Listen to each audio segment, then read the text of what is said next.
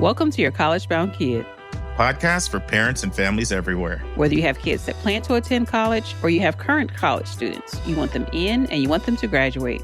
You want a quality education that will give you a skill set that will make you marketable for the jobs of today and the jobs of tomorrow. I am Mark Stucker, and I'm a college coach from Metro Atlanta. And I am Anika Madden, and I am a parent, also from Atlanta, currently in North Carolina. And I'm David Williams, and I'm a dad from Chicago, Illinois. This week in the news, predicting yield in 2021. Everybody shorts it. A great article by Rick Clark, straight from his Georgia Tech blog. Mark and Anika will discuss why is it so important to select the right friends in college. Our question from a listener is, what is the best way to know if your child is better at the ACT or SAT? Our interview is part 5 of 6 from Julia Esquivel, the former admission officer and current Milton Academy College counselor, on how to work more effectively with your school counselor. And our college spotlight comes to you courtesy of Lisa Ruff. She's talking today about Indiana University. All right, friends, lots to cover. Power-packed episode today. I'm going to jump right in with just one update. And you're going to hear Lisa talk about IU, Indiana, later. Well, we mapped out a whole schedule for the whole rest of the year. And she's going to do 8 college spotlights between now and the end of December. We've got the schools all picked out. But a little bit of a tease, Dave. We're going to announce them only on Twitter.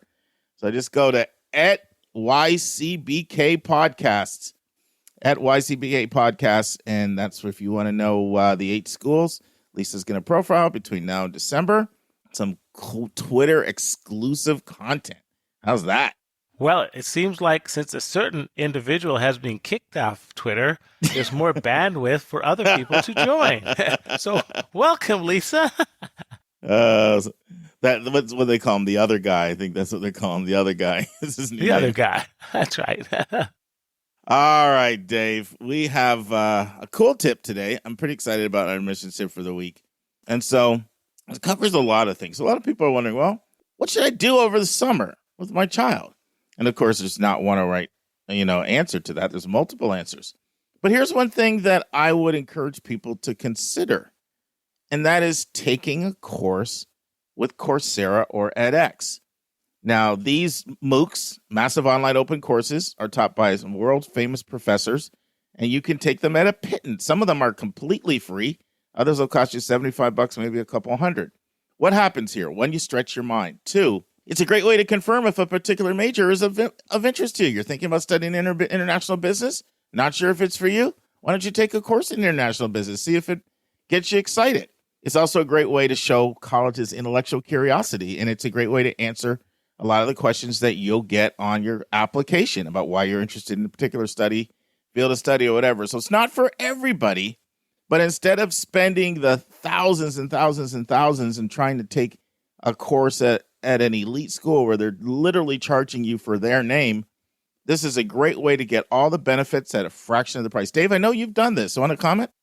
Yeah, my daughter took a Coursera course earlier last year, and it was on finance and business, and it cost, I think, just slightly over $100. And for comparison, the comparable courses that had the Yale or the MIT or some highfalutin college attached to it, those were going for the thousands of dollars, often $3,000 or $4,000. She found it quite enjoyable. She said it wasn't quite as rigorous as she would expect of other college courses, but for the price, she actually got a lot out of it. She found it very enjoyable, and it was a great introduction. So that's all you need. Lauren's an intellectual, so somebody else might find it just as challenging as you need it to be. But that's right. She thinks that if you don't come out of a particular program with visible bruises, it wasn't rigorous enough. Exactly. Well, my daughter tutors Lauren in Spanish. My daughter's a Spanish tutor, and she tutors 3 times a week. And she'll say, Lauren, man, that's a bright kid. So you did something over there, Dave. You Frida's jeans. I'll never give you credit, man. Yes. Thankfully, mine were recessive. All right, Dave. It's so funny. So many times for Missions Vernacular, I have these words all planned, and then I realize, I might want to use this word up in this coming episode, so I flip the order around, and this is one of them. So the word of the day is melt, M-E-L-T, melt. Does Dave know what melt is? As in summer melt? Oh, he's been listening to past episodes. Yes. That's when you think you have a group of kids that are coming, but when fall comes around, half of them seems to have melted away like an ice cube sitting on a warm summer sidewalk. You got it right. You know what that means? I got to up my game next week. I do my dynamic scoring and get harder. So yeah. So melt's actually very important, and it'll come up in our conversation today, Dave. So take it away, my friend. Let's turn to college hot topics in the news.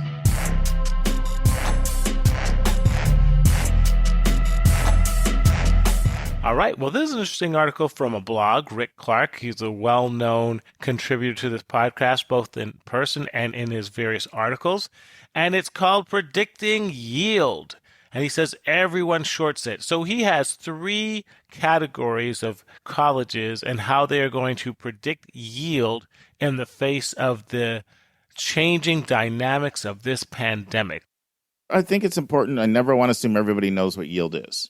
Yes. So yield is just a percentage of accepted applicants that choose to enroll. So if you're a college and you admit 100 kids, how many of them submit deposits, and plan on coming? And then, of course, we after melt, how many actually come? But that's another conversation.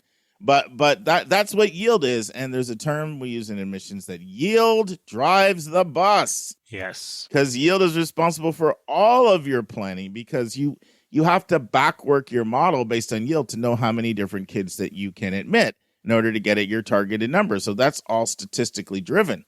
And the interesting thing is it's not one stat, because, Rick's very generous with sharing and being transparent with his numbers. The yield in Georgia, I believe he said is 70%, or it's 30% for out of state. So, yield varies tremendously based on things like proximity to home. It can vary based on things like, let's say you're a really strong school like a Georgia Tech. Well, your yield won't be as high for kids with 1550 or higher, 35 or higher SAT, ACT 4.0 than it will be for a kid, say, 100 points lower on an SAT bandwidth and a little GPA lower, because that kid also is getting in other schools similarly competitive and has lots of choices. So you're looking at all kinds of things like that when you are trying to figure out what your yield is. But go ahead, Dave. Well, yes. And so, I actually look at yield as, from real estate perspective, is you have a apartment building, you have 10 apartments, you show it to 20 people and 10 make out applications, and you think you're going to have 10 fully filled apartments, but only 5 come with the deposit. So you have 5 vacancies. And how devastating it would be to have 5 vacancies, and how are you going to meet your fixed expenses? That's the same thing that colleges are dealing with. And the pandemic has just done a number on yield. Mark, you're going to discuss an article that says that for many colleges, yields have been cut 20, 30% just last year alone, because with the pandemic, there were health concerns, financial concerns, people had to do things online. And so now this year, Rick Clark's blog is going to say, is how are colleges going to predict their yields in the face of so much uncertainty? Will the pandemic be fully over? How many people are going to still want to come online? Many states have cut back on the funding, and people's particular financial situations are very precarious. So even if they want to come, can they come? So he divided colleges into 3 major categories. Okay, so what I'm going to do is I'm going to do a summary of the whole article, the 3 points that Rick talks about, and then I'm going to throw it to you, Mark, so to add some context. So Rick basically says that there are 3 major colleges. There are selective colleges, and number 2, there are colleges and universities that have actually increased their class size. And number 3, there are less selective colleges. They say the selective colleges are those, especially those that meet 100% of students' needs without loans, he thinks their yield will likely remain very consistent. But because many of these colleges have larger gap year requests than before, he believes that they'll intentionally come up short. In other words, they won't mind if their yield falls a little short because they have such extensive wait lists, and that they will just take more students off their wait lists. Conversely, he talks about colleges and universities that may not be quite as competitive but have increased their class size in response to the pandemic. And at this cohort, Rick predicts that the yield will be flat or slightly higher than in the past for in-state residents, but slightly lower for the non-residents and the international students due to financial, health, and mobility impacts of the pandemic. And what they will do is similar to the selective colleges, is build a bigger wait list and take more from the wait list. The real pain is going to be felt with the third category, those of less selective colleges. And Rick predicts that most of these colleges will miss their class goals by the deposit deadline. And last year, the enrollment for many of these colleges were down 4%, and the first-year enrollment was down double digits, and he thinks it could be significantly worse this year. So, Mark, let me stop here and get your thoughts. Thanks, Dave. Great summary. And, we've recommended it's actually the Georgia Tech blog. Rick's one of the frequent writers there. We've recommended this blog before, just like we've recommended John Bockenstadt's blog and some other blogs that are really, really good if you're looking for additional sources on college admission information. This is just a hot article that it kind of went viral. When Rick came up with this article, it also ended up getting picked up by Inside Higher Ed, and then it was extensively quoted from the Wall Street Journal as well. So I'll sort of pull from all of those here today. But here's where I want to start. So back to the conversation of yield. Think about it. We're talking to a lot of parents right now who have 15, 16, 17, 18-year-olds, as well as college counselors who work with 15, 16, 17, 18-year-olds. So here's my question. How many people always know what your 18, 17, 16, 15-year-old is going to do every day? When you say it's tough, when you say they change their minds, Yes. I want a summer job. No, I don't. I want to go away from school. No, I don't. It goes on and on and on and on, all the different ways and machinations and things in which they change their mind from day to day or from moment to moment or from hour to hour. So now put yourself in a position of a college. A college, your financial model is built on you predicting the right number of people that are going to come. Now, if you under-enroll, you get fired, basically, because now there's no budget to pay faculty, staff, administration, and all the other expenses of a school. If you over-enroll, where do you put the kids? Extremely difficult. And so you and I know it's hard for us to know what our 15, 16, 17, 18-year-old is going to do.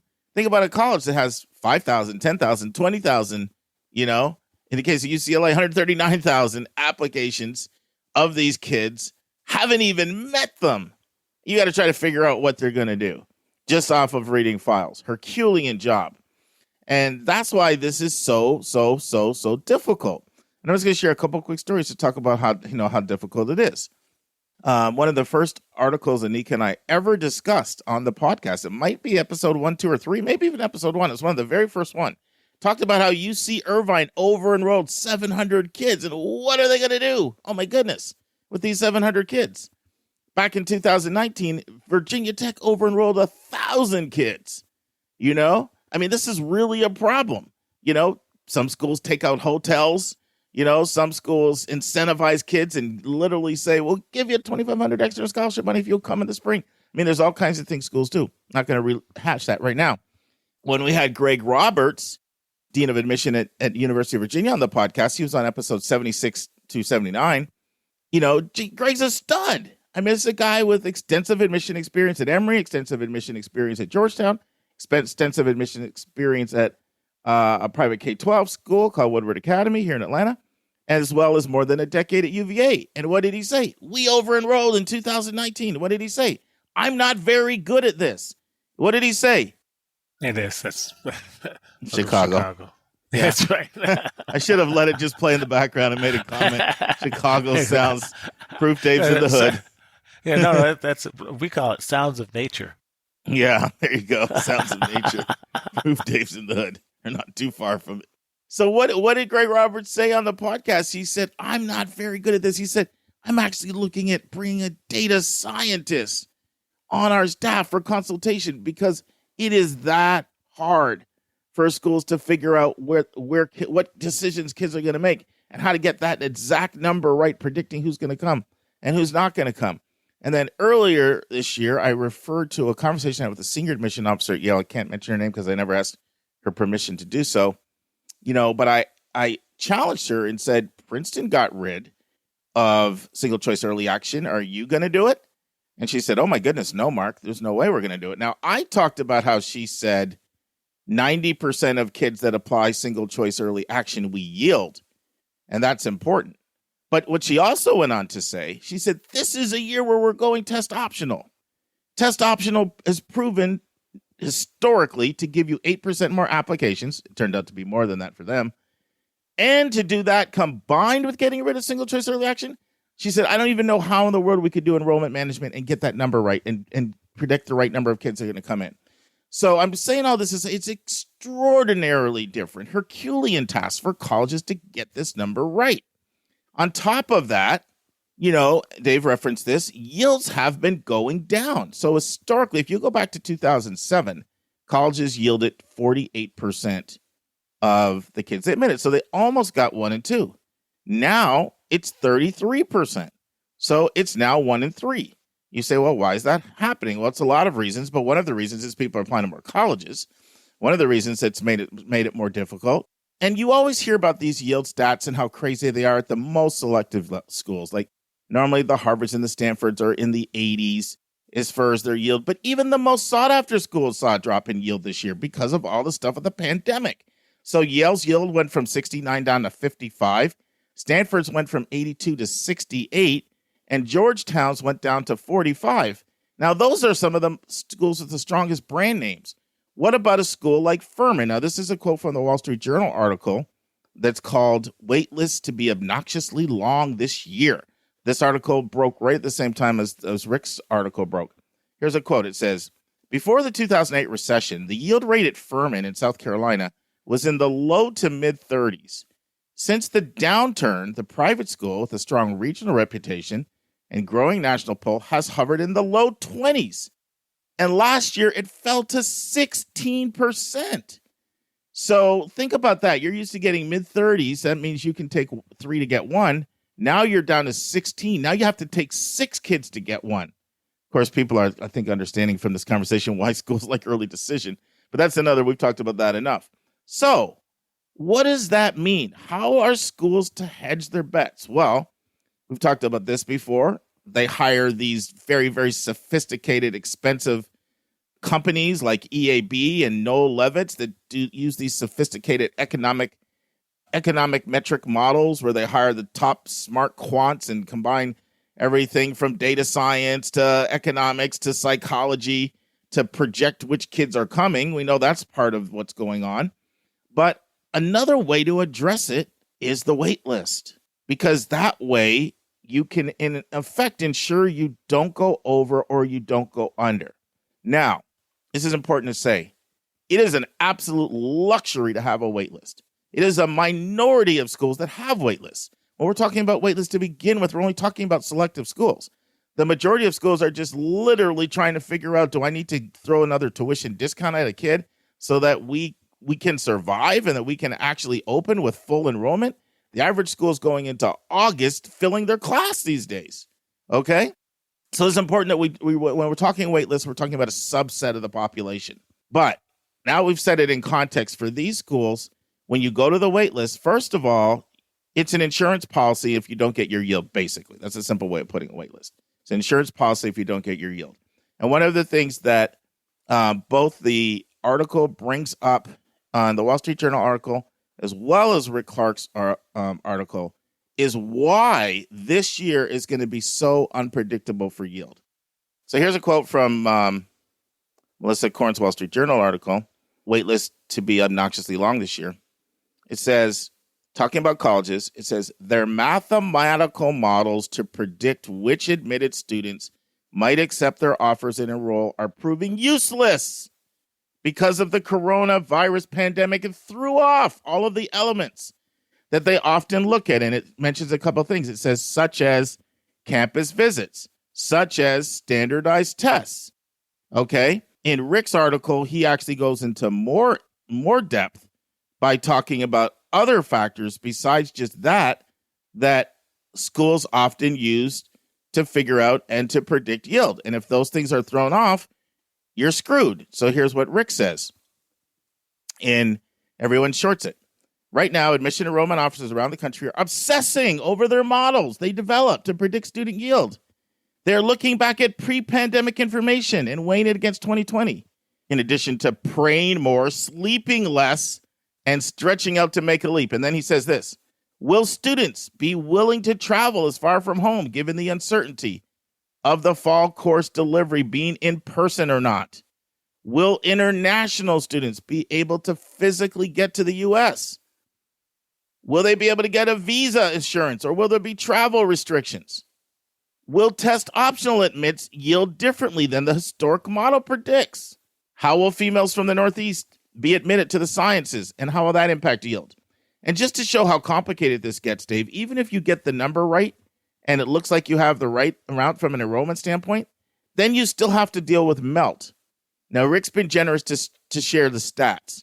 So in Georgia Tech admits only melt at 1.3%, hardly melt at all. Obviously, proximity, easy to get home, comfortable with it, probably been to campus many times. Lots of reasons to explain that. Don't have to board planes, right? Their international melt was 14.9%. Wow. So you have to factor that in. What if somebody has complications with visa or decides they don't want to travel that far, or stuff's going on politically in the country? I mean, there's lots of reasons, right? And so for all of these reasons, this is going to be a very, very, very difficult year. And the conservative way for selective schools to play it is, if you're thinking about admitting a kid that you think might over-enroll you or throw your numbers off, waitlist them. And then through the waitlist process, students have to reaffirm whether they want to stay on the waitlist. And then through communication, through a reaffirmation of interest letters, students can let you know whether or not they're planning on coming. And it's pretty safe. You pretty much know if you're plucking somebody off, if you're communicating with them, they're going to come because they're letting you know that they'll come. And that's one way for schools to keep their admit rates down and not over-enroll. So I said all that to say, with all of the unpredictable factors this year, it's almost inevitable that wait lists are going to be extremely long. Schools will play it close to the vest because nobody wants the problems UC Irvine had, Virginia Tech had, Virginia had when they over-enrolled, and nobody wants to under-enroll. Anyway, thoughts, Dave? Well, yes, and I think what was interesting from both these articles is how waitlist contributes to the summer melt. Because, of course, if more people are drawing off the waitlist, what they're actually doing is poaching, most likely, kids that have already committed to another school. Yeah. So here you are, state U, thinking maybe even in August, man, we only have a week to go. These kids are coming. We're all set. And along comes a selective college B that decides, hey, guys, we need one or two more people to take off the wait list. Well, they're taking your student off your commitment to fill their class. So their late wait list decisions are causing your late summer pain. It's like a cascade of pain. Absolutely. It's a domino effect. And you remember, Dave, how I reacted when the Department of Justice got involved, and it literally changed NACAC's rules, and it gave a college permission to aggressively recruit kids that were already admitted. Correct. So in the past, if you didn't want to go to your school, you could always reach out to a school. You always had the ability to do that. But it was a gentleman's agreement, and it was a NACAC violation. If you know somebody's enrolled somewhere else, you can't aggressively recruit them. That's right. And on top of all that, the Department of Justice came in and said, no, that's introducing some competitive factors that are disservice to the freedom of the individual. Meanwhile, it puts colleges in just an incredible bind. How in the world are you supposed to run your budget, let alone do things like run orientation, fill classes, and this, that, the other, if late in August, people are popping off your wait list, going other places, especially because they're being aggressively recruited, maybe money thrown at them. You know, you could just see all the cascade of pain So I think we've covered everything, Dave. What do you want to summarize everything for us? Yeah, bottom line is the power is more than ever in many ways in the students. Sure, it does mean that your chances of getting waitlisted at selective and sort of selective colleges is somewhat greater. That is true. And Rick Clark did talk about some of the things you had to do if you were waitlisted, which was don't freak out, be polite, ask questions, etc. But what it also means is that late in the course of the summer, there's probably going to be an unusual array of choices for the student who, for whatever reason, has not made up their mind or may need the benefit of choosing late into college. And you might find a lot of gems in that process because at the end of the day, the colleges need the students far more than the students need the colleges. Yeah, and by the way, Rick did an interview for us on what to do if you're on the wait list. You can just go to yourcollegeboundkid.com, put in Rick Clark, and you'll pull up and see that. I think it was episode 48 or 49, if you want to hear him talk for 20 to 30 minutes on that topic. But a couple of things I thought of that are worth sharing. One, throw out the statistical models you're looking at as students as well. I know a lot of students are looking at Naviance and they're looking at scatter plots and scattergrams, and they're trying to interpret based on who got in previous years from their school with certain test scores and GPA bandwidths, who's likely to be admitted this year. You can throw that stuff out. This is a very, very different year. It statistically is, for all the reasons we've mentioned, it is going to be an anomaly. And so don't rely on that stuff. If you think that stuff's gospel, you're probably in for a surprise. At the most selective schools, they're going to be the most conservative because of the unpredictable factors here and because they have the ability to have an extremely strong wait list. We've mentioned this before. Their denies and their wait lists are very similar academically to their admits, other than, the bottom 10 to 20%. So they have an exceptionally strong bench. So it kind of is in their best interest to go to the wait list. And they also have the brand strength in the marketplace that people will wait around to decide to see if they'll get off. So at the highest levels, just be prepared for a lot of wait lists this year. It's just it's the reality. Now, ever play that game Musical Chairs, Dave, where everybody moves around and there's a missing chair and then all of a sudden you move around? Remember that back as a kid? That's right. So there's going to be all kind of moving parts flying around. So, if you can stay patient, and especially if you acknowledge that there's some great schools on your list that aren't necessarily the hardest to get in, there are going to be opportunities for those who are patient. And I saw that last year, Dave. I saw some schools really throw some money at kids late when it looked like they might not meet their financial numbers. So this is just schools rely on stats. They have these incredibly detailed stats. You'd be amazed the statistical information they have in their best attempt to predict what your 18-year-old is going to do, But when there's literally no frame of reference, you throw out, it's kind of like, your Bill Belichick, your New England Patriots, you go to the Super Bowl almost every year and you've got your playbook and your true and tried playbook. And this play works almost 70% of the time and this one works 45% of the time. And then all of a sudden before the Super Bowl, you don't have your playbook. There's no playbook, there's no playbook. So everybody's a little bit flying blind this year. And it's the conservative way to do it for schools that have those kinds of numbers is to waitlist because of the pain of over-enrolling or under-enrolling. And so, awesome. Awesome. Very good, very good. Now it's time for our step-by-step walkthrough of the college admissions process.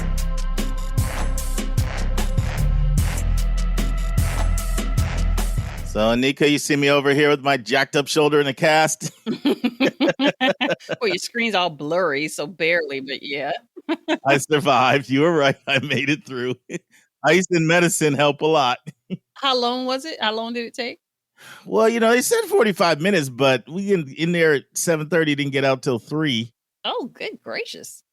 And then follow up on Thursday. So they took the stitches out. So I'm in a cast. And look, as long as they give me on meds, I don't have pain, I'm good. Right. All right. So let's resume our countdown. We are looking at where Fortune 500 CEOs got their undergraduate degree. And as we mentioned, there are 8 schools tied in 10th place, each with 5 CEOs. And so far, we've gone over Yale and New Haven, Illinois and Champaign, Bucknell and Lewisburg, Pennsylvania, UT Austin in Texas, Princeton. And this week, we're going back to Pennsylvania for Lehigh University in Bethlehem, PA. Have you heard of Lehigh before, Anika? I have heard of them. Mm-hmm. Getting up on your PA schools. Right, I should. So we got 2 more left, and then we go to tied for 6th. Alrighty. All right, Anika. So we are in chapter 165, but before I just dive into that, I kind of want to provide a little context of where we really are. And so when I wrote this book, I divided it up into sections. So the first section has everything to do with selecting the right career. So a bunch of like there were the first 18 episodes we did had to do with how to pick the first 10 episodes had to do with picking the right career. And then the next section had to do with building the right college list. So that was like 18 chapters in my book or 18 episodes for our podcast. And then section 3 is called Getting Accepted, where you apply. And so that took us from 29 all the way up to 93, both episodes of the podcast as well as chapters in my book. And then the next we had Paying for College, which was episodes 94 through 163. And now the final 8 chapters of the book and in the podcast of this section, I call them Staying In and Graduating. So I say all that to say, so for the remaining 7 weeks, last week, I should have done this last week because it was the start of a new section. I just forgot. But anyway, better late than never. Right. So now we're focusing on staying in and graduating. And once you get in, you want to get out, hopefully in 4 years. And so the chapter, the title of this is called, Why Is It So Important to Select the Right Friends in College? Anika, you've read the chapter. What were your takeaways? Well, what's the quote that you use? Show me your friends and I will show you your future. Yeah, I can't say that was mine. Some brilliant person came up with that. Well, what you use, right? For a while when I was teaching, I used to close my lesson every week with that quote. Show me your friends and I'll show you your future. And then somebody else came up with the quote, show me the 5 people you spend the most time with and I'll show you exactly who you'll be in 5 years. Right. Yeah. I think that pretty much sums it up, right? Because it's all about your network. It's about who you associate with. It's about who motivates you and inspires you to do your best. All that stuff. Yeah, and the people that get off the path, oftentimes in college, you can pretty much sum it up to who they hung out with. When I think about the students I've worked with, and I have several people going through my mind right now, whose names and plight will remain discreet, but it was the wrong boyfriend, it was the wrong girlfriend. It was the person who sold them drugs until they tried drugs the one time. They never done it. It's all that kind of stuff. Wow. One of the interesting quotes from this particular chapter, and it's based on some research from a very, very famous book that actually came out in 1998. And it was controversial at the time, but it's still sort of a classic. And the name of the book is called The Nurture Assumption. And the subtitle of the book is Why Children Turn Out the Way That They Do. And it's a book that came out by Judy Harris, psychologist. And the book basically argues that once students get into their teen years and even in their preteen years, parents have diminished influence in their lives. And the peers become the dominant force in influencing who they are and who they will be. And so, well, before I say any more, what are your thoughts on that, Anika? I agree to that to a certain extent. Mm-hmm. Because I have seen some friendships. I'll use Jalen as an example. I mean, he's had some very dear friends that weren't high achievers. They're still close to this day, and he still kept moving. I mean, I know there's special cases and all that stuff, but I feel like I've seen that more than once. I'm just using him as the example. But I get it. I mean, but I also know some of Jalen's peers, and I know that's not his only peer group. Well, I know it's not his only one, but I'm just saying. But I wonder if anyone's taking this in the context of, okay, you can't associate yourself with certain people. Like, that's not what we're saying. Right. Well, at least I hope that's not what we're saying. Yeah. You can learn a lot from varied type of people. So No, and I think that's important to bring some balance to that. You don't want to take it to an extreme. Right. And I would also argue that, this book is controversial because a lot of people felt that it didn't properly give parents their due for the role they continue to play on in not only through teen years, but on into adulthood.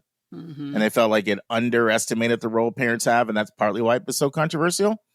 But I would also argue that as parents, we give our kids hopefully roots and wings.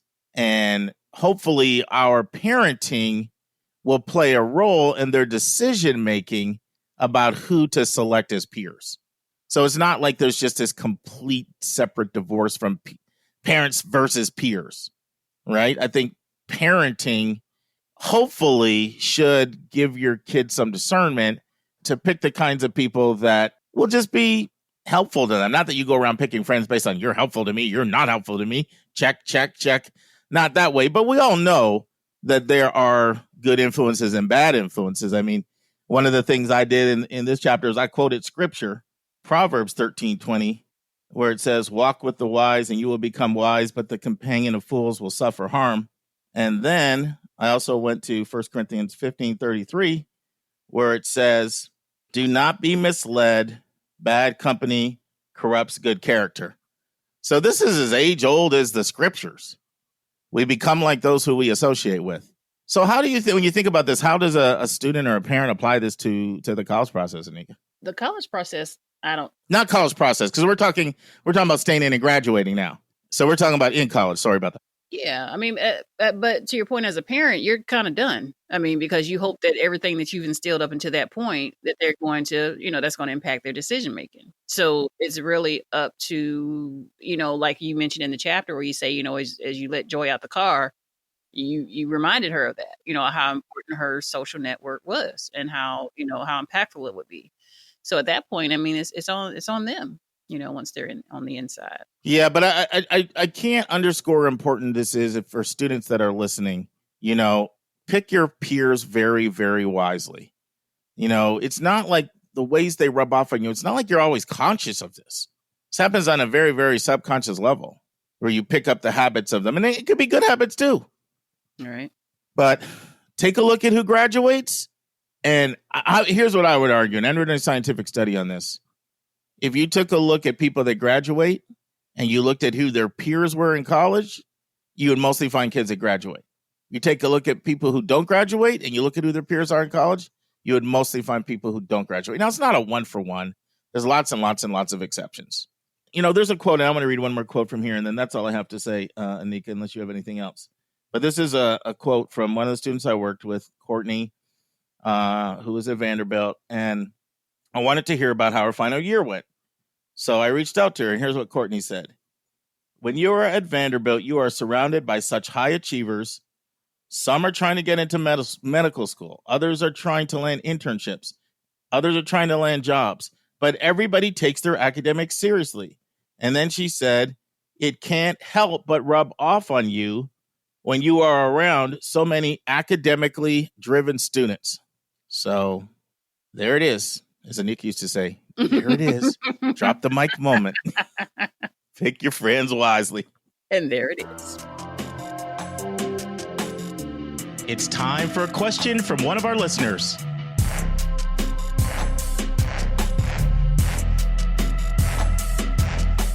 All right, Anika, question? All right, so we've got a mama from GA. This is Marcia, and Marcia wants to find out. I think she pronounces it Marcia. Oh, Marcia. Oh, okay. All right, Marcia. So she wants to know whether her daughter is better should she be taking the ACT or the SAT? Essentially is what they're trying to figure out.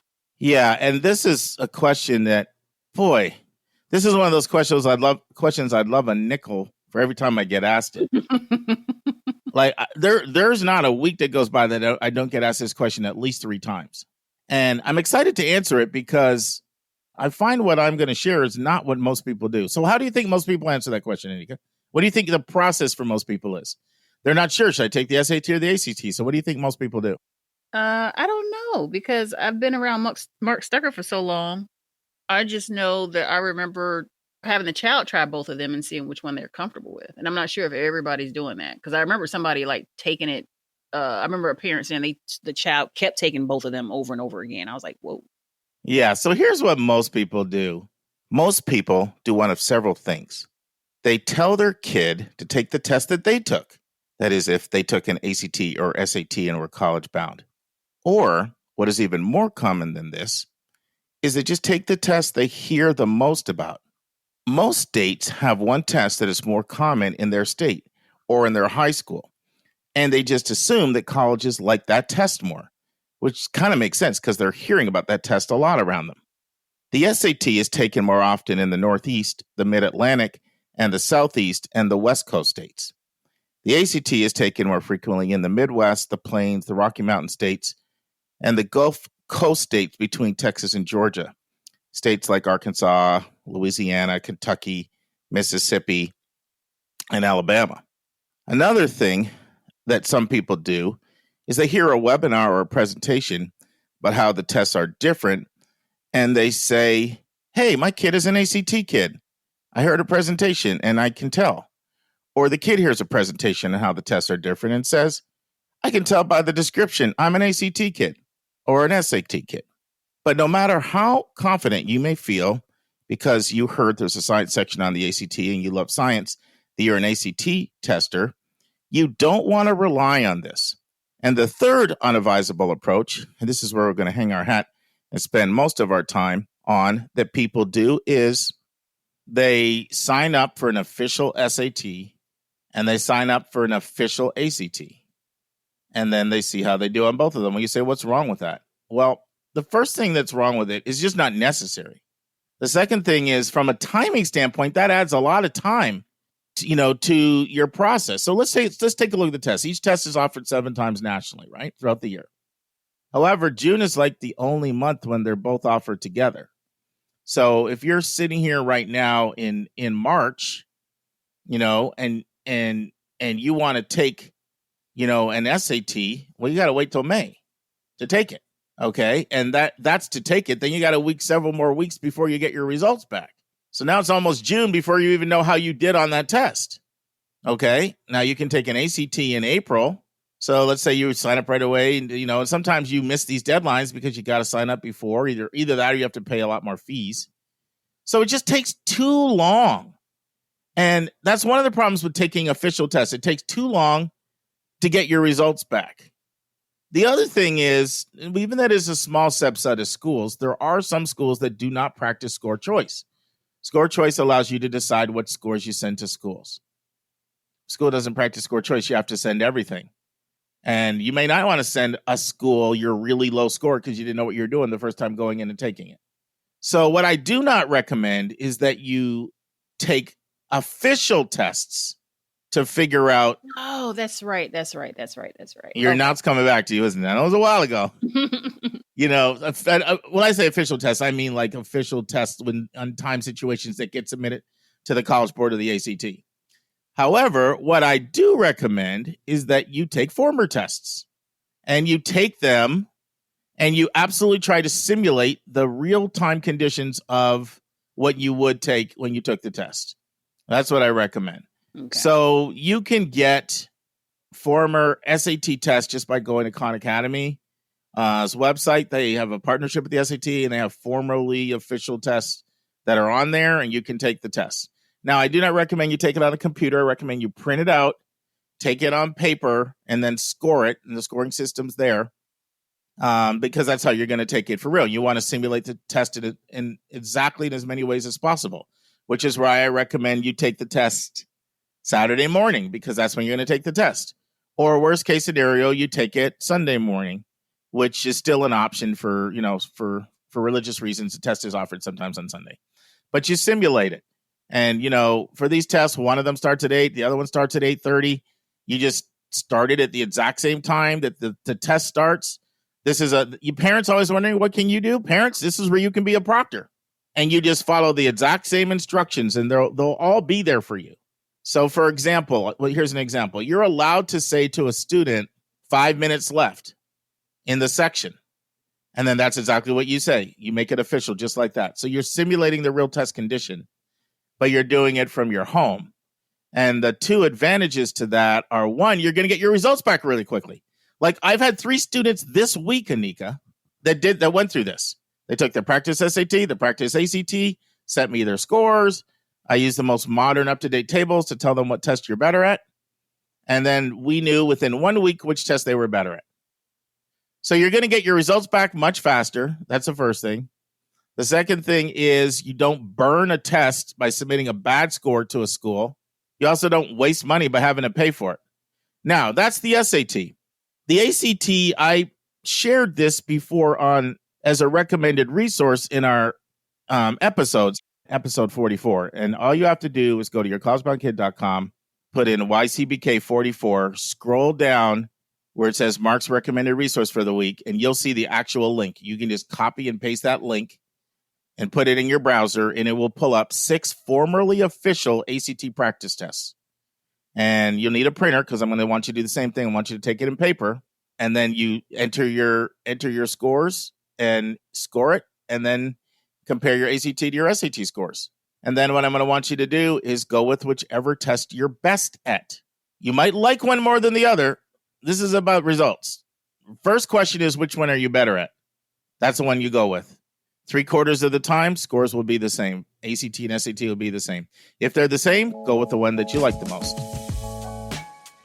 Anika and I are so grateful for everyone who has financially supported our podcast.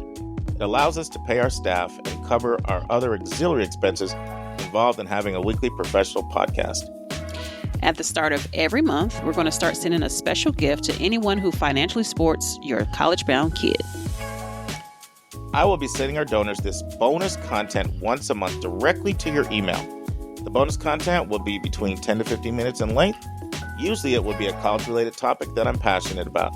Occasionally, it'll be another bonus hot topic in the news segment. Sometimes it'll be an answer to a question that one of our listeners submits to us via email. And you'll receive these monthly audio blogs for a gift of any amount. We know that $5,000 to one person is $5 to someone else, and we don't want your budget to be a hindrance to you receiving this additional bonus content.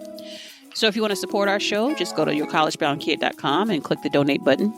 And if you've already financially supported our podcast, you will automatically start receiving this bonus content via your email. This bonus content is our way of letting our financial supporters know in a tangible way how much we appreciate you. And if you have any questions at all about our monthly bonus content, just send your questions our way. That's to questions@yourcollegeboundkid.com. Once again, questions@yourcollegeboundkid.com. Why would I say go with the one you like the most if they're the same? Anika, what do you think? Because it's about comfort, right? Yeah, and motivation. Yeah. So what I find is that most of the time people do like one test more than the other, right? The tests can be quite different.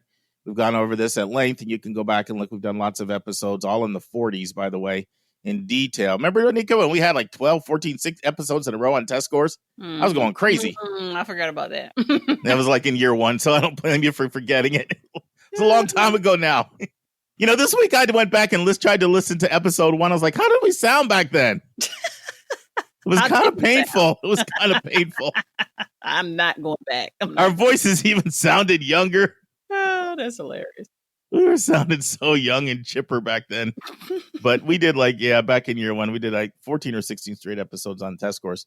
But you can compare the scores, and you can go with the one that you like the most if you have the same, because you're going to be immersed in this material. And so you're going to want to be motivated. You're going to find the ACT, for example, has almost double the number of questions, but much less time. 25% of the questions are geometry compared to 6% on the SAT. And the algebra questions are much harder on the SAT. And we could go on about trig. I'm not going to go all into the difference on the test. We've done lots of episodes on that. But the tests are different. And so people have a preference. Go with your preference as the second time breaker. But the good news is you can get all of this resolved really quickly without having to spend a couple months, take official scores, spend money.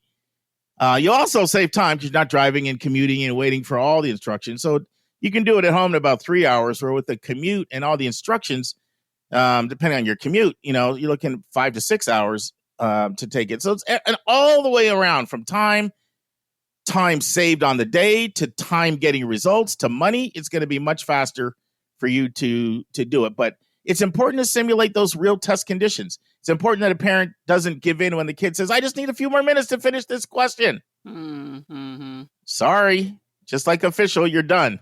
Time's up. And that's how you do it. And now there is one other way that you can do this, in my opinion, and this will work. And that is if you took a PSAT in 11th, not 9th or 10th, okay? And I'm talking about the upper level PSAT, not the 8-9 version, the one used for national merit. If you use that, took that test in 11th, or if you took the PACT in 11th, then you can use that. You can use the PSAT in lieu of an SAT because the test is so similar. And then you could just take an ACT and compare it to your PSAT score. And same for the PACT. If you took a PACT in 11th, you could compare that to your SAT score. And then you only have to take the test once. But not if you took the test in 8th, 9th, or 10th grade. It's just too long ago. And then don't second guess yourself. Once you've done this, I mean, literally, Anika and I were sitting here recording on a Sunday at 3:30. My session that I did before this, I did back-to-back ones, but I had a 1 o'clock and a 2 o'clock. But my 1 o'clock, this is what I was going over, Anika. I had a family go all the way through this whole process, and they took the test, and they were in the 25%. This was a student that did way better on the SAT than the ACT. And we were going over the results, and I said, you know what? I don't ever want to see you take an ACT ever again. There's no need for it. And then it actually came up in my 2 o'clock as well. And the mom was so happy that I told her that her kid didn't have to ever take a look. That kid also was better at the SAT. That he never has to take an ACT again. She said, I'm so happy. You have no idea how happy I am to hear you say that, because she doesn't believe in the test, even that her kid tests like a rocket scientist.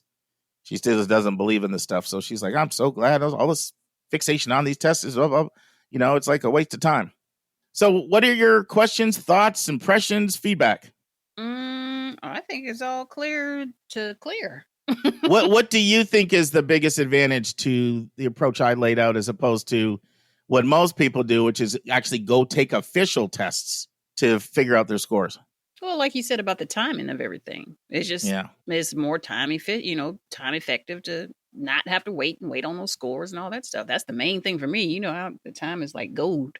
No, I agree. Like, you're literally talking about something you can get results in a week as opposed to probably about 3 months from the time you hear about this to sign up for both tests and get results. That's about a 90-day turnaround. Right. So that's what you want to do. And you're getting used to taking it into real-time conditions. Simulated. And when I say simulated, no ballpoint pens, number 2 pencil, no black ink, no blue ink. Just literally try to create the same kind of situation. No taking it in your bed. Mm-hmm. No, lying on the couch, like sit up at the table, just like you would be in the room, because part of the discipline is even getting used to taking it. And so you want to simulate that situation as much as possible as well. Alrighty. So guess what? I shared this on Twitter this morning, actually. For those who are stressing out about this test, and for those who are questioning whether or not are these schools really test optional when they say they're test optional. So here's some stats, Anika. 33% of early accepts at Notre Dame did not have a test score. 56% of early accepts at Tufts never had a test score. 71% of early admits at Boston University didn't have a test score. So for those of you who are stressed by this test, never, ever, ever been a better time to not be a good test taker. Because right now you can just, for the most part, don't take the test if you're not good at it, or don't submit the scores. Good gracious, that sounds too good to be true. But I still recommend that you submit if your scores are, at least at the school's median averages or above. It's still in your best interest. So still worth going through this process and seeing if you're going to have good scores. And there still are schools that link test scores to scholarships. Yeah. Happy test taking, everybody. That's right. Go ahead, Marcia. You got it. All right. See you next week, Anika. See ya. And now, this week's interview with a special guest.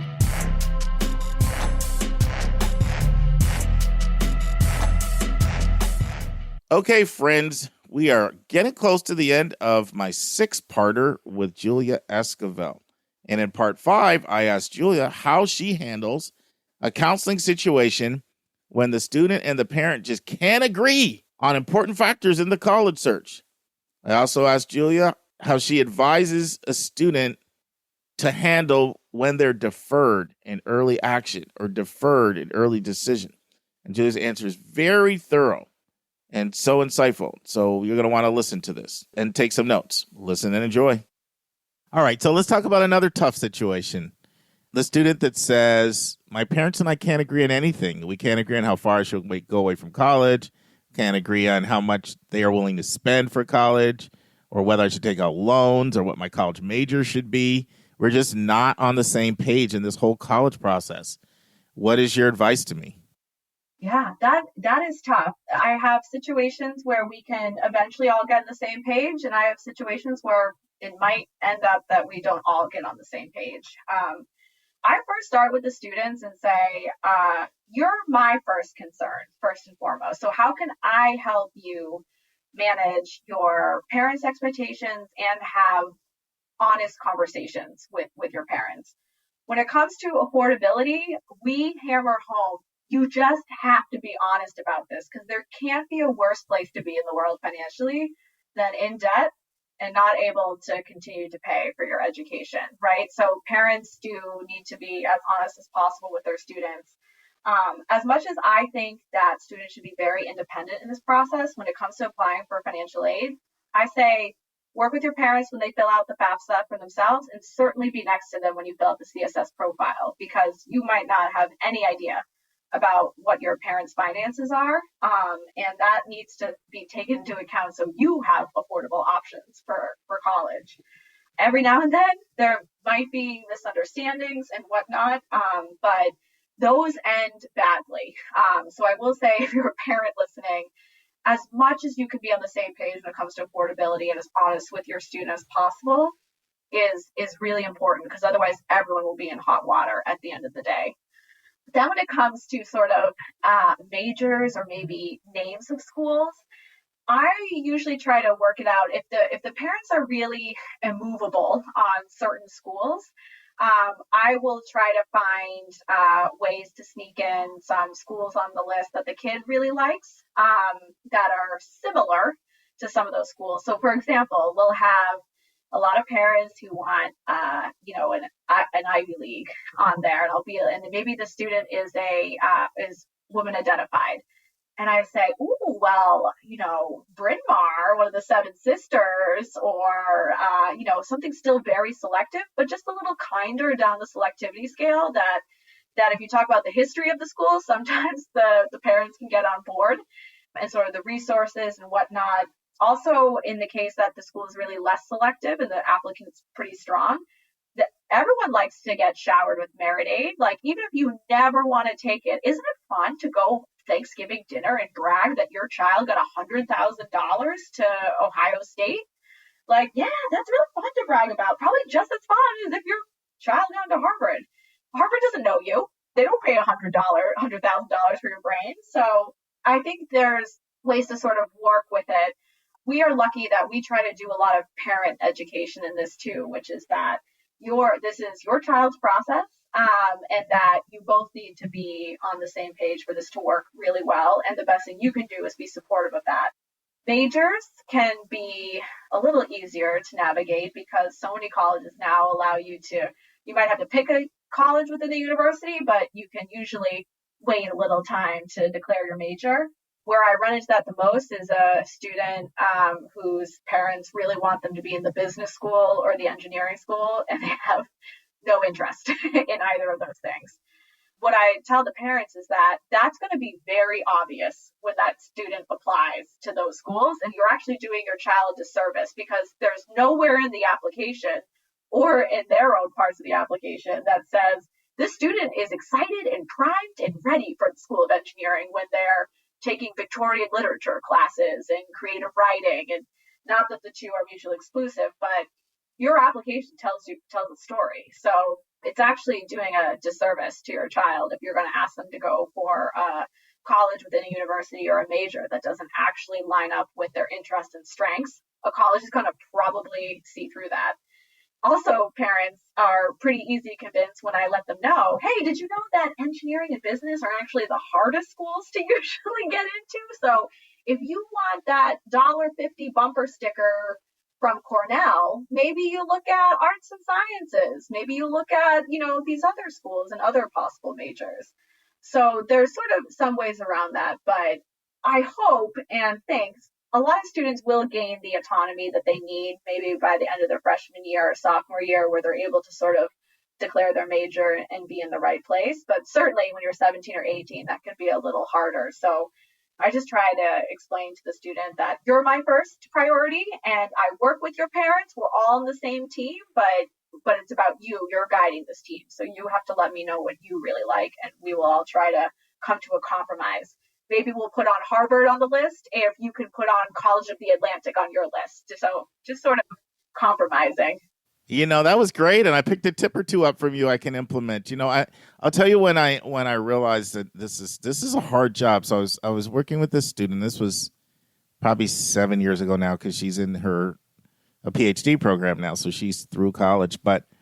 And it was a divorce situation, and so I'm talking to the mom, getting her insights. I'm talking to the student. I'm talking to the dad, and I'm getting different messages from everybody. So I finally say to the dad, I say, I really think we all need to just meet together in the same place so we can kind of all get on the same page. And then the dad says, I'm not meeting in the room with that woman for 1 hour. And I was like, oh boy, this is tough. This is a tough job, but we try. We do our best. Let's take a break to learn about Mark's recommended resource for the week.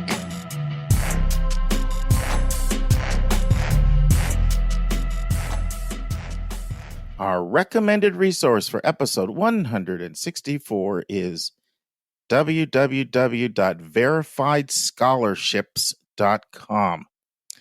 Now, in the past few years, we've seen a real explosion of fake, scammy, and downright misleading scholarships. Back in the good old days, spotting a scholarship scam was easy. They always charged a fee for entry. That's how they made their money. But today, your personal information is more valuable than a fee.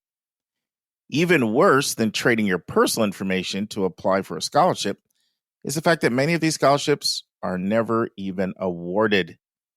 By verifying all scholarships, verifiedscholarships.com guarantees that the awards you find are worth your time to apply.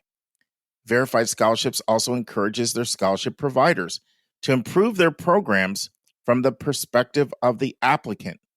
This pertains to things like making the award details clear and very easy to find. They also publish a list of winners on a regular basis, and they communicate regularly with their applicants. The internet has made finding awards much easier, but applying still takes a lot of time. One thing about Verified Scholarships is they have over 3 million verified scholarships in their database. They list them by major and by interest, and they also have a blog on their website. Everything on Verified Scholarships is free for the scholarship applicants. Their staff of scholarship verifiers are working every day to review and verify scholarships. And one thing they also do is they invite all of their users on their platform to harness the power and use their error report link next to each scholarship listing to submit any errors to their researchers so they can correct and keep all the data accurate. That's www.verifiedscholarships.com. We will now return to my interview with Julia Esquivel. So here's my last tough question for you. Student comes in and says, I was just deferred from my highly selective school. I applied early decision, as you know. What can you do to help me get in? Because I really want to go. How do you handle that one? Yes, that is certainly the question du jour, as the majority of my students get deferred from their early action, sometimes early decision schools. They're almost all of them, their first instinct is to do something now because you did everything you could in your control. Now the decision is out of your control and you're trying to gain that back. So I understand that instinct, but all I can say is wait. What you think now might work or be compelling later down the line might not actually hold up even 5 days after you get the decision. So we have a saying in our office, we let you have 48 hours to sort of react to the decision. Don't do anything, just emotionally be in your head if you want to. Then you pick yourself up and we take action. If you are deferred, what we recommend to our students, which I think is pretty standard no matter where you are, is that unless the college has a explicit instruction, so this is true in your portal or in the deferral letter that you get, you might actually get very specific instructions about what the school is willing to get from you from here on out. Some schools have a form that you fill out and it might have open-ended questions. And then some schools will invite you to submit maybe another teacher recommendation or a letter of recommendation. But at a minimum, there should be some way that you can articulate to the school during the deferral process that you still love them and to provide their updates. So if it's not a form, our standard deferral letter, we say you should start writing it probably around mid-January. So it's about a month after you got your decision. And you should turn it in by late January, early February. And pay attention to deadlines. I think Columbia, for example, has one that says maybe January 20th or something. So don't send anything after that. But the letter is actually kind of nice. It is your chance without annoying prompts or word limits, though please don't go over maybe a page, maybe single spaced, maybe less. Your chance to really say what you want to say. So we say include maybe a paragraph of updates. And to be honest with you, especially the pandemic, I'm not sure what might have changed from, I don't know, November 15th to January 15th. Maybe not a lot. But if you got a new position at school, if you got a new job, if you got an award, that would be a place to fill it in. Or we tell our students, talk about like a project in one of your favorite classes that you did and what you learned from it, or what you hope your capstone project will be. And then the rest of the letter and the bulk of it should be your manifesto, your love letter to this school. So why did you apply early and what do you like about the school? And you know what? That might be easier to write after you've written all of your regular decision applications where you had to maybe for 10 or less other schools say why you're applying to that school. It'll give you a lot of clarity. A lot of students put all of their energy into their early school, and then after you put everything to the college process, you might actually have a much more articulate and compelling way to identify why you like that school. So that should be your space about where you talk about your unique fit for the school and how that school is uniquely fit for you. Guess what? Every school has great professors and classes and study abroad programs. Those are not compelling reasons to say why you want to go to that school early. What is it about the vibe of the place, the mission of the school? If there are resources that are unique to the school, what does that say about them? What does that say about you? So this is your chance of a little more space to really put that in there. What's going to happen with your deferral letter is that you get reread in the context of the regular decision pool. So they'll have updated grades, and then they'll have, at a minimum, your deferral form or deferral letter. So that gives you actually a little bit of a leg up in the regular round because you have extra information in your application of which your admission officer can use when reevaluating you. And if it doesn't work, it has probably nothing to do with your letter, but I have seen at least once a year a deferral letter make it for that student. And they got tipped into an admit in the regular round because of that deferral letter. This is not something I always recommend, but there are some schools that do allow you to send an extra letter of recommendation. We only advise our students to do that when the school's okay with it and maybe there was something missing. Maybe you're an artist and you didn't get a recommendation from your art teacher in time, right? Maybe that would be a voice that is missing in your application that might be very meaningful in the regular round. Or I had a student who was really interested in engineering and ended up having a teacher rec from a Spanish teacher and an English teacher. So we had the current physics teacher write a letter of recommendation. Boop, that student got admitted.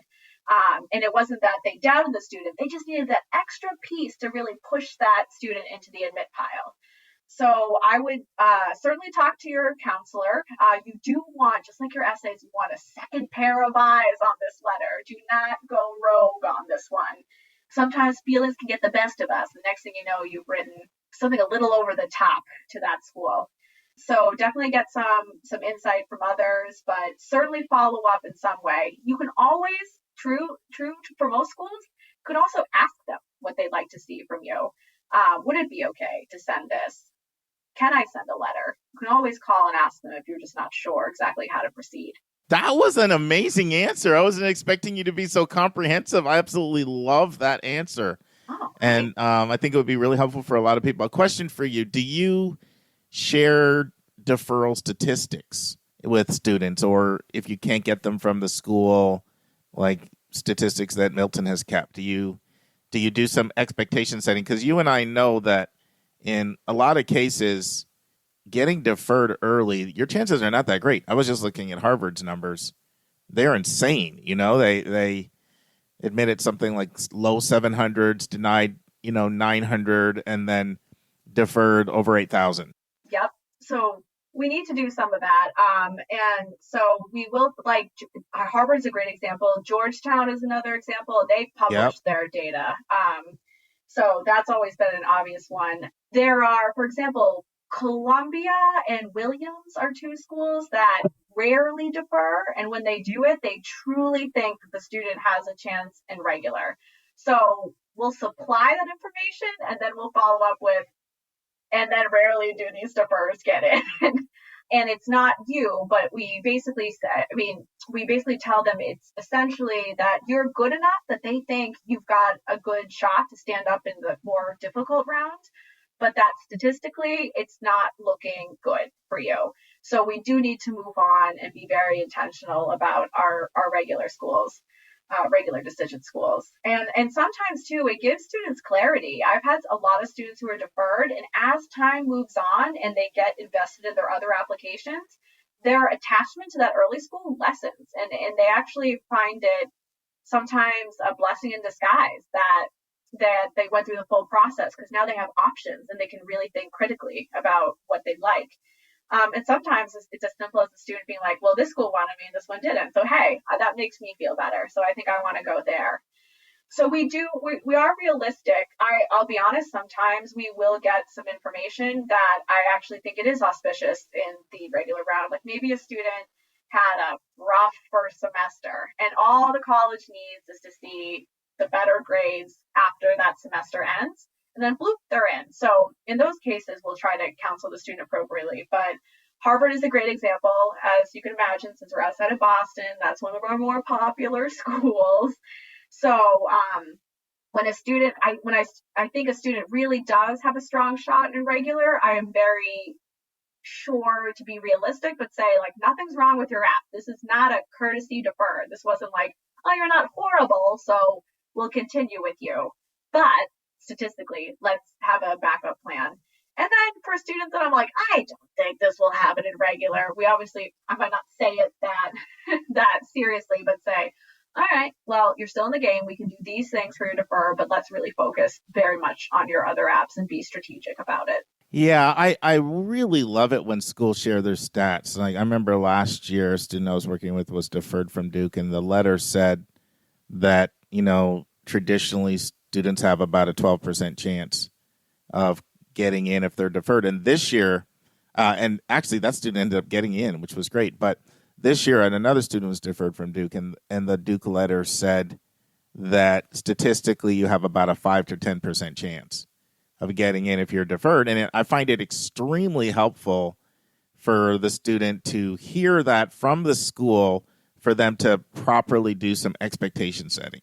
Yes. I just wish for any colleges listening, please share that data. Yes. Because it helps us as college counselors so much if they hear from you with those kinds of numbers. Yes.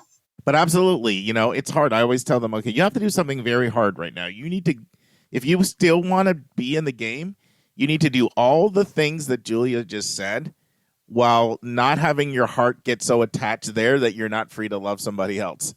But something you said is true. I do find a lot of students lose interest. It's sort of like, okay, you know what? You didn't show me any love. If I wasn't good enough for you, bump that. I'm moving on. That does sort of happen quite a bit. Yes. One of my favorite sayings with my students is, when they finally moved on, they say, "I don't know her," about the college.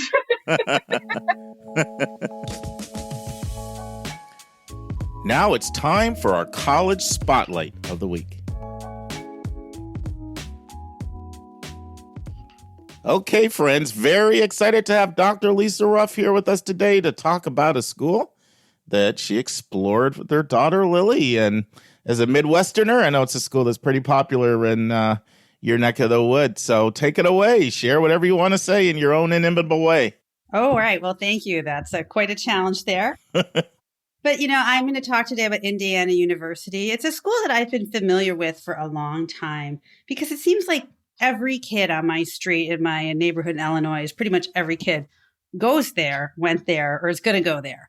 So I've heard a lot about it. Also, my younger cousin, Taylor, got a bachelor's degree in communications there, and now she's doing really well. She has this very high-profile job at a public relations firm in Washington, D.C. And in addition, my daughter considered it for the communications department as well, and I visited in 2019 with her. And I was just quite impressed with the school by both its large size, the comprehensive nature of its programs, but also the personal touch that the school seems to deliver. A little bit about Indiana University. It's the large flagship state university in Indiana, and it's located in Bloomington. Now, Bloomington is about 4 hours south of Chicago. It's about an hour away from Indianapolis and 4 hours away from St. Louis. So those on the East Coast or West Coast might not be that impressed by that location, but those are some pretty major Midwestern cities that you have access to. And Bloomington is a fantastic college town. It's got great restaurants, it's got wonderful shops, and it's usually ranked among the top 10 college towns to live in the country. The way my daughter and I always rate a college town is as vegetarians, we go and see how many vegetarian and vegan restaurants we can find and eat at. And I think we found 3 of them within 1 minute. So we gave that an A+. It also, the countryside around Bloomington is really pretty. And there's lakes, there's forests you can go hiking in, there's quarries, and there are also several caves nearby if you're interested in caves and spelunking. And the campus is really beautiful. In fact, it's often listed as one of the most beautiful campuses in the country. And the older buildings are constructed from Indiana limestone, and they're in a Romanesque or Gothic style. It's really impressive. I was going to ask you about that because I've never been there. Mm-hmm. I have done virtual and video tours, and it's the beauty jumps off the page. Oh, yeah. First of all, I really do love the architecture. And I know there's an arboretum, and I know like the Jordan River runs through, and it's like a virtual tour is enough for you to see. This place is really gorgeous. It kind of reminds me of Michigan State, which also has a gorgeous campus, which is one reason I went there. Yeah, no, it's really, really attractive. And there's this arch that just you go out of the arch and you're in the town, and it's gorgeous, and there's all these plantings around it. And the campus just has all these wandering paths through trees. It's kind of like you feel like you're in nature, yet you're on a college campus. And of course, the architecture is beautiful. It's also a big campus. Yeah, it's like almost 2,000 acres. Yeah, you're smart. And, when I first stepped foot on that campus, I got out of the car and we were in the parking lot of the football stadium. I looked around and I just said, whoa. Because honestly, I think it's the biggest college campus I'd ever been on. And I could just feel the enormousness of it. So it is a big place. And, in addition to the campus in Bloomington, they have some regional campuses all across Indiana.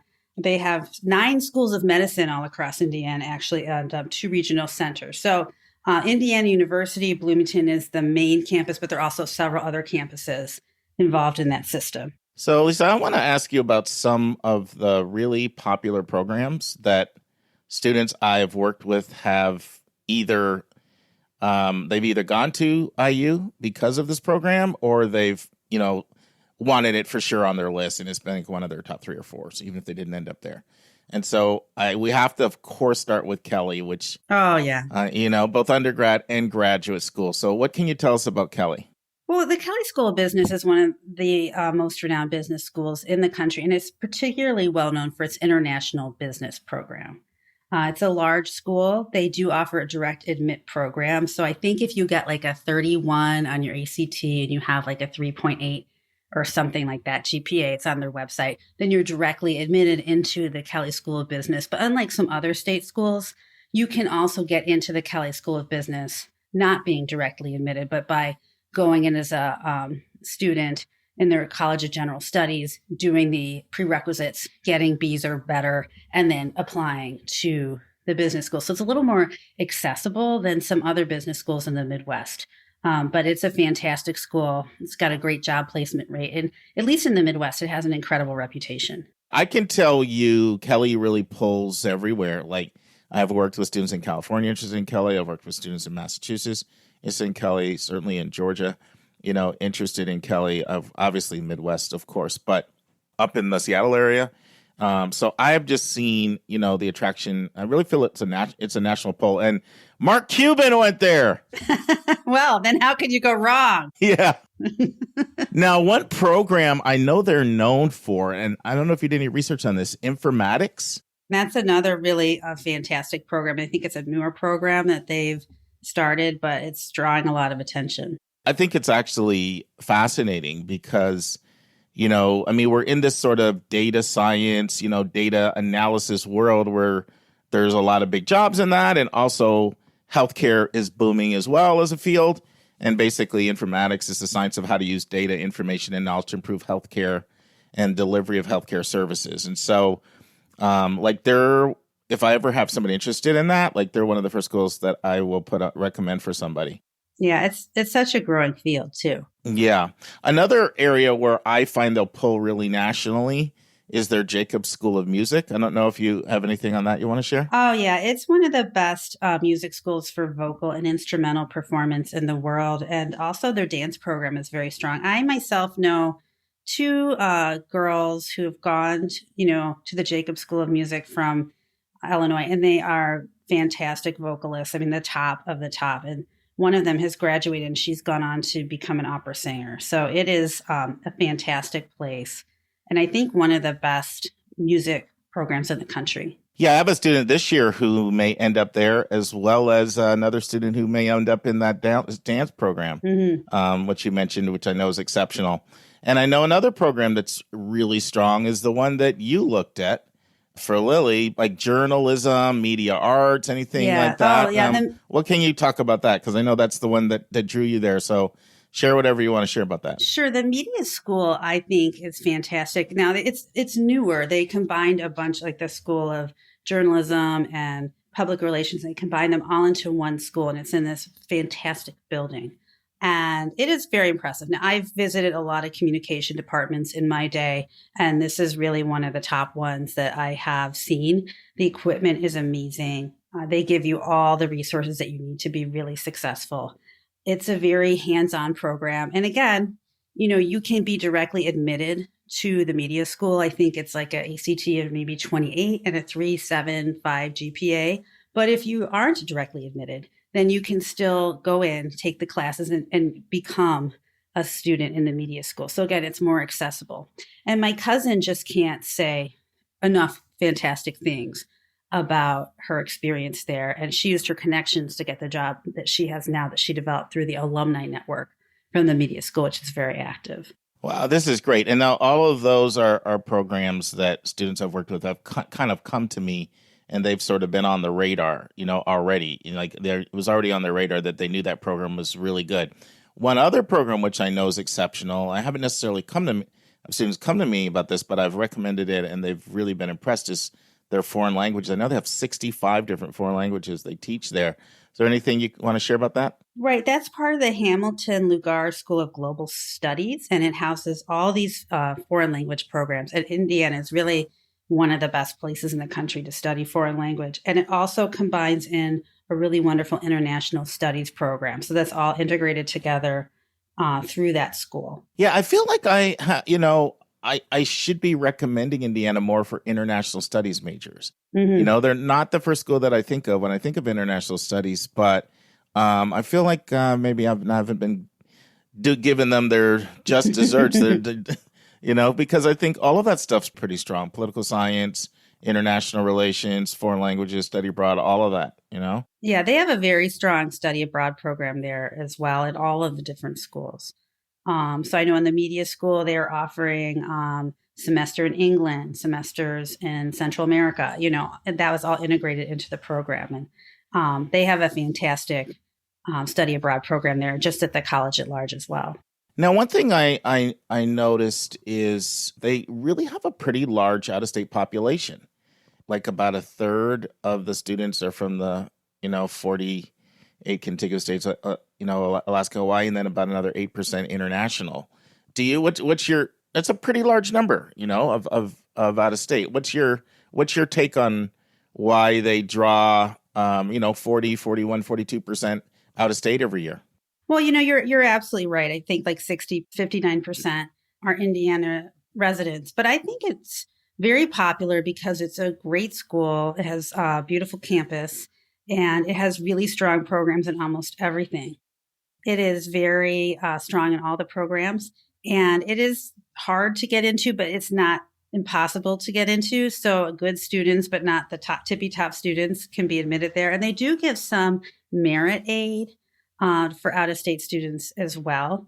And I think that can go up to $14,000 depending on the student's qualifications. So it can be a more affordable out-of-state public option for a lot of people.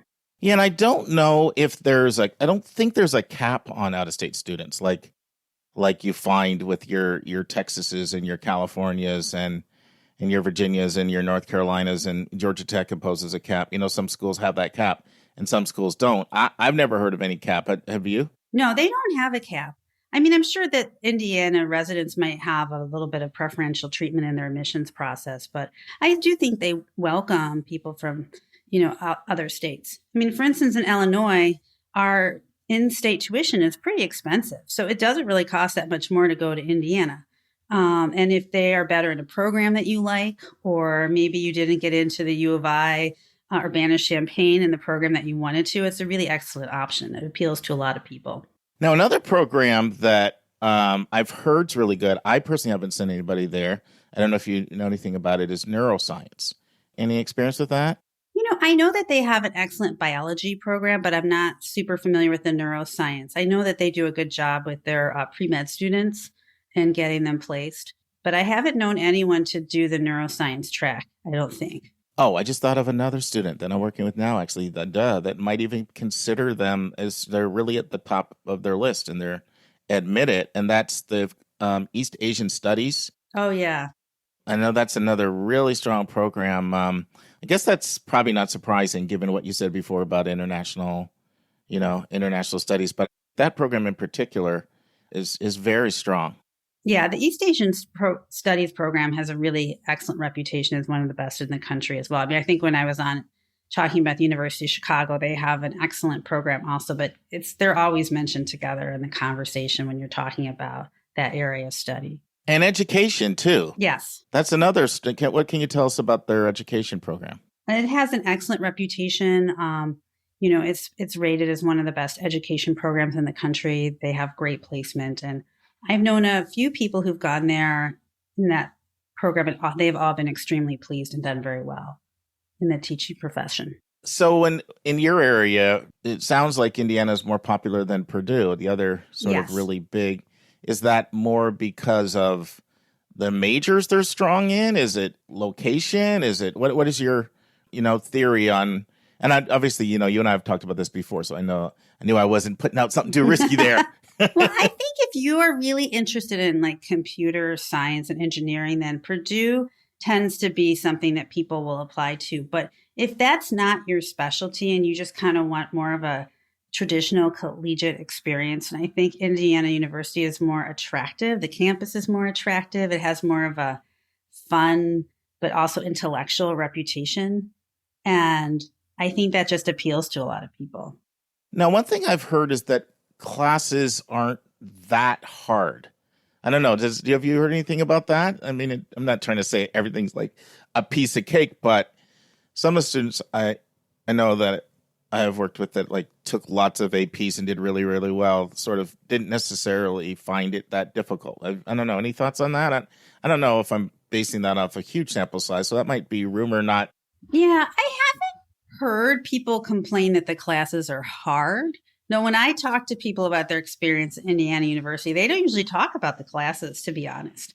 They'll talk about more social aspects or, things that they're doing there, but it's not the classes. Now, I think that the one exception to that might be if somebody is able to be admitted to the Hutton Honors College. It's a truly excellent honors college, and it's interdisciplinary, and they have honors classes, which I imagine are quite rigorous.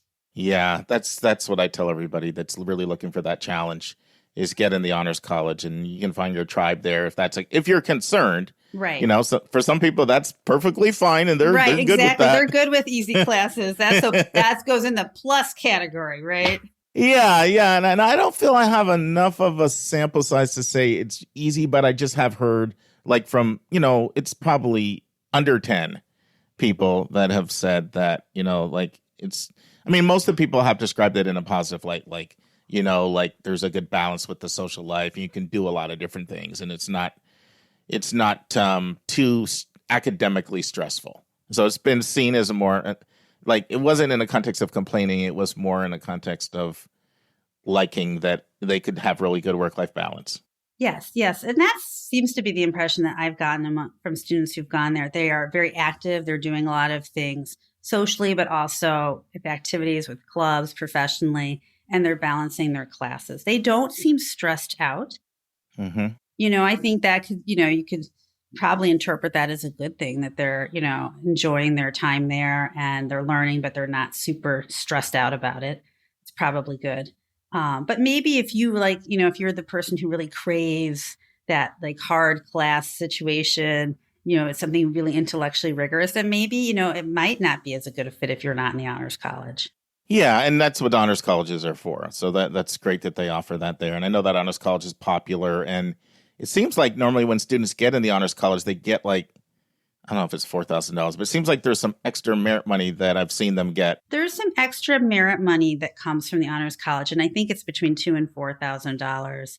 And again, the honors college is something you can be automatically admitted to if you meet certain ACT or SAT and GPA qualifications. So there's an automatic admission, and then if you don't meet that, you can also appeal for admission, and that's an essay process. Now, do you know much about their admission process, their criteria, what they look at when they're admitting an app? Can you share a little bit about that with us? Sure. They're a holistic admissions school. They use the Common Application, and they require an essay. It's usually a why Indiana and why your major essay, and it's short. I think it's 250 words.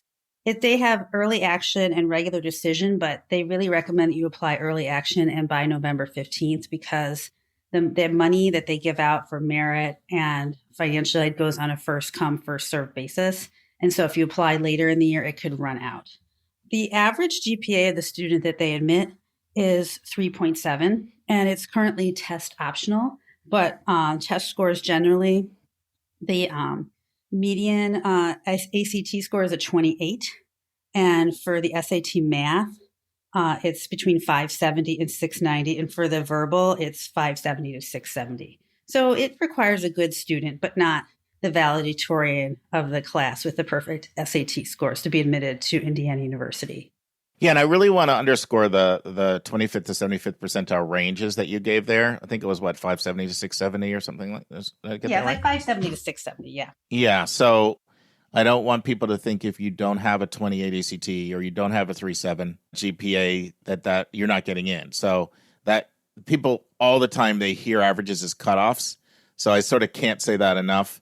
You don't need to have a 3.7 or 28 to get in. That means half the people have less, half the people have more. Exactly. And then the range lets you know, half the people have under a 570, SAT, which is, a 22 ACT. So there's going to be a range, of students in there, in the student body. And that's also been one of the nice things about the school is, they seem like they can serve the more high achiever, particularly with the honors college and some of their really strong programs. But like you said, you don't have to be even an A- student, to and maybe not even B+ to be admitted. I'm not saying you can be C or C+, but they do have a range, which is nice. Yeah, it is nice. I think they provide, a lot of different educational opportunities. I think they have an openness to the school. So like I said, if you want to go to one of these really well-known competitive programs and you don't have the scores or GPA to get in,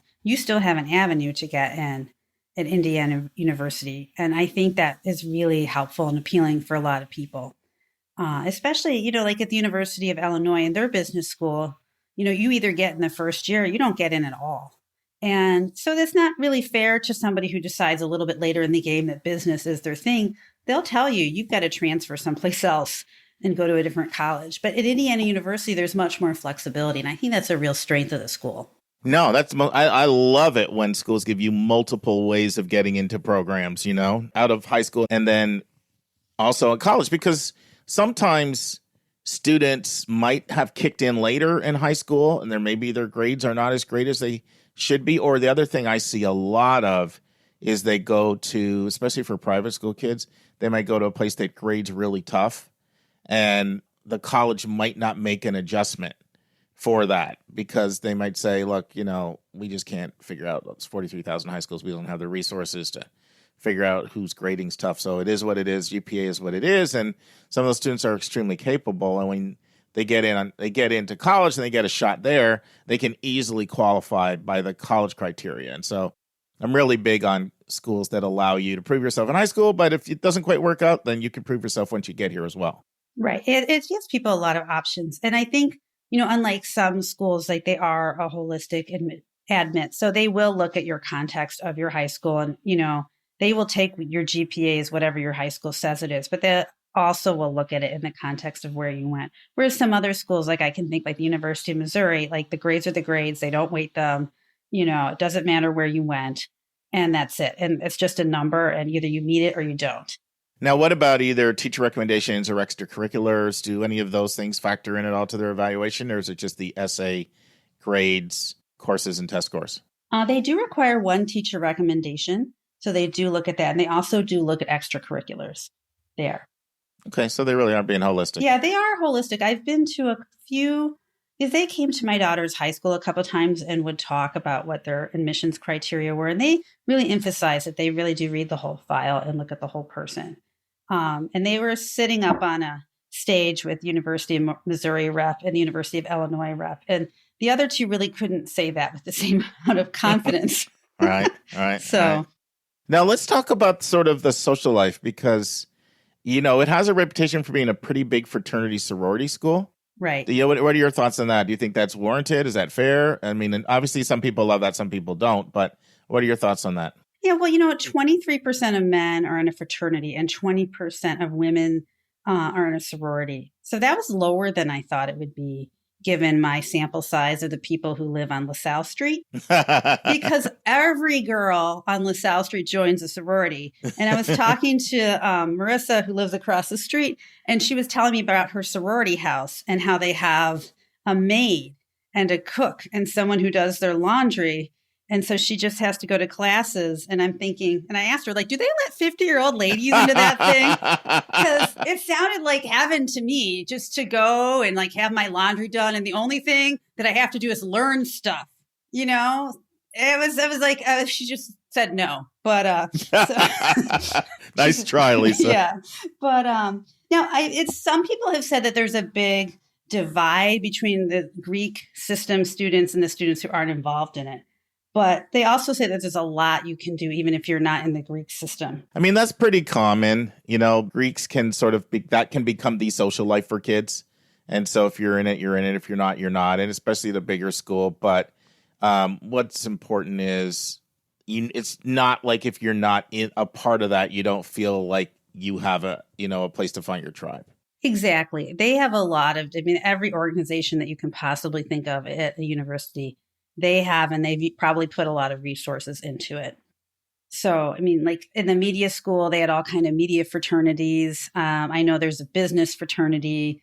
I know someone who's there studying pre-law, and she's, in a bunch of groups there, and she's not in a sorority. So there's quite a bit to do. Now, one thing I know is I know this is a Big Ten grad and fan. I know there's a lot of school spirit around sports. Yes. And I also know that Indiana is a state that arguably is in the conversation with Kentucky and maybe North Carolina for the most basketball crazed, fans. Yes. And one thing I know actually is that students aren't even guaranteed tickets to every basketball game. I think they can get like a half a year pass if they go to some system. But football, they can get them because I know traditionally it's been a basketball, even that their success has been quite spotty in the last 25 years, I have to say, as someone who follows this.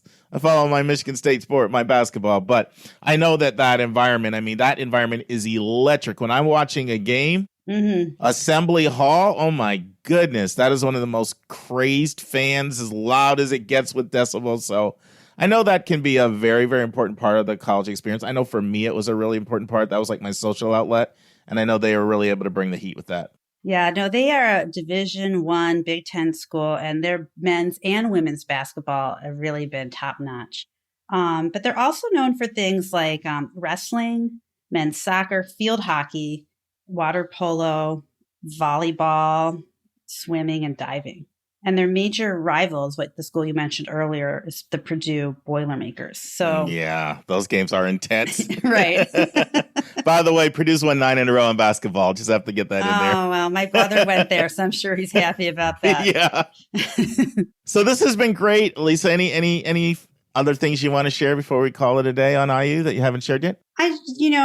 Just in terms of the numbers, so 42,000 students applied last year, and they accepted 78% of them. And of those students, they yield 1 in 4. Okay. The cost of attendance in state is $26,000. And that's good. Out of state, it is about $52,000. The school is need blind, although they cannot promise to meet all of your demonstrated need. And they do offer merit awards of up to $14,000. I see a lot of students getting over $10,000 in merit from them out of state. I know you mentioned the 2 to 4 in honors, but I see a lot of students getting merit awards if they don't get in honors. Right. I don't know if it's 6 to 8. I mean, I see a lot of numbers like under 10, but over 5. Pretty common. I see for people. Is that pretty common that you see? I think like the top, when Lily applied, I think she got over 10. In merit. That's because she's like her mom and she tests like a rocket scientist. Well, I just have to say that out there. That's probably the only way she's like me. And she'd probably be very offended that you said that, Mark. Well, we won't let her know about this then. No, she doesn't care about my podcasting. But I wanted to say something about the dorms because this is something that I've learned from talking to people. Just a little pro tip. So it's guaranteed for freshmen, and then a lot of times after that, people move off of campus, but there's a huge selection in the type of housing. And if you want to go there, it's really important to get your housing deposit in at the earliest possible moment that you can, because then you get to pick. Whereas if, you get it in at the end, you get what you get. And, there are some of those places I've seen complaints about. There are some beautiful dorms and there are some dorms that are not as beautiful, let's say. So you've said a couple things here, related to money running out or if you apply late, and now dorms running out. So for those who are listening who are really interested, like when do you recommend they get their application in by? Well, I think as early as possible. Lily, we got hers in August, and we had our decision by mid-September and merit money. I'm really glad you mentioned that because I don't know if I've emphasized that enough in the podcast. You can apply at the end of junior year to a lot of these schools. They'll make a decision strictly off your junior year grades without even looking at senior year at all. Right. So I think part of the reason why her amount was higher is because she got it in the front of the line. So, I think that that's just really important. But apply as soon as you can. Because they do have, I think, like a sort of like admissions, like a reveal date, but it's a very soft date and they kind of do it on a rolling basis.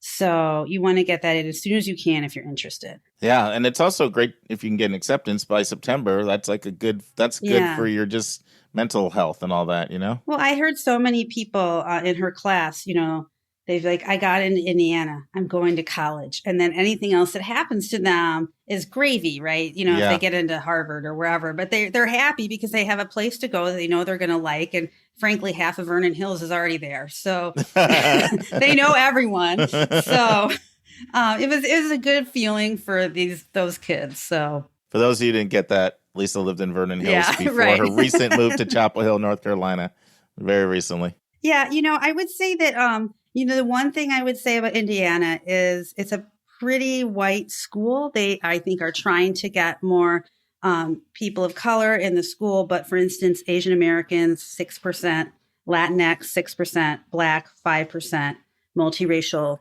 4%. So it's not as diverse as some other schools that we've talked about on the podcast. Some of that has to do with location, too. Some Right, of it. of course. It's a lot easier to be diverse if you're in a really diverse, state geographically. Yeah. Yeah. Yeah. That doesn't mean that they can't work on some things. I'm not trying to. Oh, no. No, I think they're definitely trying. But, Indiana, like that when you just say Indiana to somebody, let's say from New Jersey, that doesn't, they don't get excited right away. Even though Indiana is beautiful and Indiana has a lot of great things, and it doesn't have the most welcoming reputation maybe to a person of color. So I think a lot of people might just reject it out of hand. But, I think it's a very welcoming place. The students there, from what I can tell, they're just kind of apolitical. Mm-hmm. It's, some schools are very politically involved and they have causes. This school is just sort of more chill. They're just kind of doing their thing. It's like a little bubble maybe. So they're just not as concerned about that there. Cool. Well, this has been great. Oh, yeah. No, I definitely think that it's a great option for people if you want a traditional college experience in a great town with some really great academic programs that are well respected in the Midwest and nationally. It's a great school to consider. If you're an out-of-state student who's not going to get financial aid, it can be more affordable than a lot of other out-of-state publics because they do offer merit aid. So it might be a good financial fit as well. Yeah, people don't realize, out-of-state flagships are not the same at all when it comes to money. I was talking to a student I'm working with, she just got into Virginia as an out-of-state, and then they were like, it's 70,000, No, Virginia is 70,000 out-of-state. It is. That's a lot, yeah. It is, and for, it's a very good school, but it's, there's a big difference. And it's 70 with usually not merit money also. Right. So, so if you're looking at 70 versus 37, that's a noticeable difference. It is. It's half, almost half. So yeah. With some merit money. So this is great. And for those of you who love Lisa and her podcasting and her college spotlights, I've already recruited her to do DePaul. So DePaul's the next one up. And she's not a last minute person.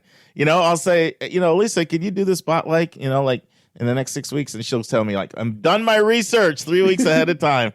Well, I really like researching the spotlight. My husband got his master's degree at DePaul, so he's very excited to hear that. You have a connection everywhere. The brother at Purdue, the mom here.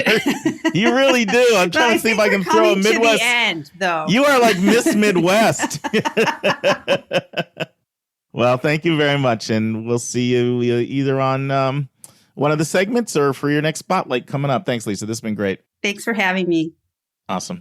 Next week in the news, an article by Brennan Bernard of Forbes, 2021 College Admission Predictions. Mark and Anika will discuss why is it so important to establish academic accountability. Next week will also be bonus content, where Mark is going to discuss private versus public schools. And our interview is going to be the final part of Julia Esquivel, the former admission officer and current Milton Academy College counselor, on how to work more effectively with your college counselor. And our college spotlight comes to you from Southern California, where we will be profiling San Diego State.